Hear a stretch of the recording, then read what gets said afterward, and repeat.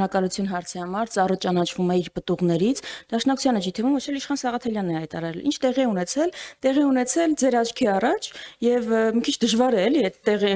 հազարավոր մարդկանց աչքի առաջ տեղի ունեցածը փորձել նենգափոխել ու այլ տեսանկյունից ներկայացնել։ Այժմ քննարկում էր հայտարարագրերի ժամկետի երկարաձգումը, Հայաստան խմբակցության քարտուղար Արծվիկ Մինասյանը հայտարարեց նաև անակնկալ կերպով, որովհետև դրա մասին խոսակցություն չէր եղել եւ դա հենց այդպես էլ նախատեսված էր, որ մենք այսպիսի նախագիծ ենք ցեղասպանության շղթումը քրեականացնող նախագծով ենք հանդես գալու եւ դա տեղի ունեցավ, այն ինչ որ տեղի ունեցավ, թե ինչու այդպեսի արձագանք, անկեղծ եմ ասում, դա ինձ էլ է հետաքրքիր, ի վերջո ո՞րն էր այդ արձագանքի իմաստը եւ ինչու են այդքան ջղագրգիռ արձագանքում։ Ես չեմ կարծում, որ Հայաստան ցեղասպանության թեման հետաքրքրում է միայն Դաշնակցությունը երբեք այդպիսի պնդում չի արել, ճիշտ հակառակը։ Ես կարծում եմ, որ ցեղասպանության թեման Հայաստանում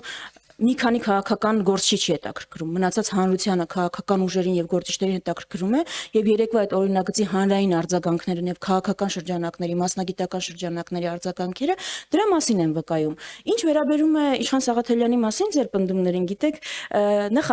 գալիս է եւ այստեղ է ներկայ է լինում, այդ թե ինչու է Իշխան Սաղաթելյանի ամեն անգամ դալիճ մտնելը կամ որևէ արտահայտություն նման ջղագրգիռ արձագանք ստանում, հարցրեք ԿՊ-ի ներկայացուցիչներին, ես էլ չգիտեմ, թող իրենք մեկնաբանեն, բայց ցեղասպանության թեման տպավորությունը, որ Դաշնակցությունը ուզում է սեփականաշնորհել, բացարձակապես այդպես չի։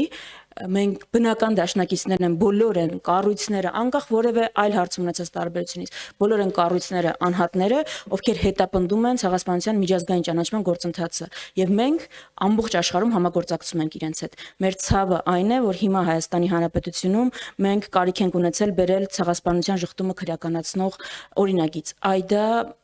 մեր համար ողբերգություն է, անկեղծ եմ ասում։ Շնորհակալություն։